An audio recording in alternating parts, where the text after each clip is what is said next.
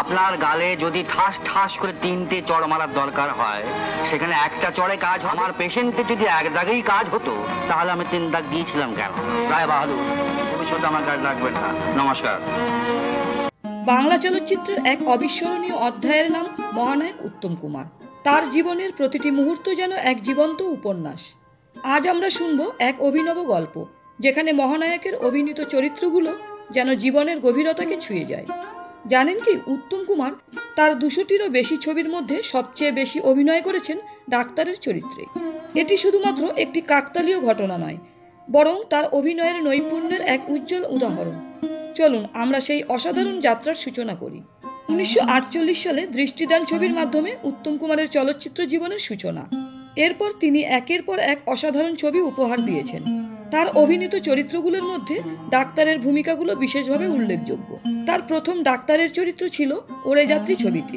সেখান থেকে শুরু করে তিনি আমাদের উপহার দেন সাগরিকা, ডাক্তারবাবু, সপ্তপদী, সূর্যশিখা, অগ্নিশ্বর, আনন্দ আশ্রম এবং সুনয়নীর মতো ছবি।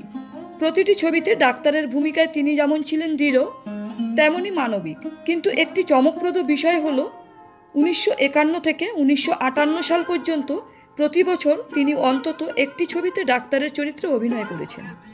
বিশেষ করে সপ্তপদী ছবির ডাক্তার কৃষ্ণেন্দুর চরিত্রে তার রোমান্টিকতা এবং পেশাদারিত্ব ছিল অনবদ্য।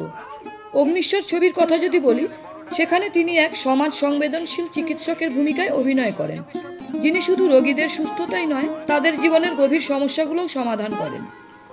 অন্যদিকে আনন্দ আশ্রমে তার চরিত্র আরও বেশি ব্যক্তিগত, যেখানে চিকিৎসক হওয়ার সঙ্গে সঙ্গে তিনি এক আবেগপ্রবণ মানুষ।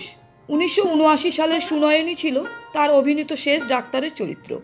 এ ছবিতে তিনি এক অভিজ্ঞ চিকিৎসকের ভূমিকায় নিজেকে মেলে ধরেন। এখানেও তার অভিনয় দর্শকদের মনে গভীর ছাপ ফেলে। ডাক্তারের চরিত্রে মহানায়ক উত্তম কুমার শুধু পেশার দিক তুলে ধরেননি, তিনি মানুষের মন, আবেগ আর দায়িত্ববোধকে মঞ্চে এনে দিয়েছিলেন। তার প্রতিটি চরিত্র যেন জীবনের এক নতুন পাঠ। আজকের গল্প ছিল উত্তম কুমারের অভিনয় জীবনের এক বিশেষ অধ্যায়। এমন আরও গল্প পেতে আমাদের সাথেই থাকুন। আজকের মতো বিদায়, আবার দেখা হবে বাংলা চলচ্চিত্রের এক নতুন গল্প নিয়ে। ভালো থাকুন, সুস্থ থাকুন। ধন্যবাদ।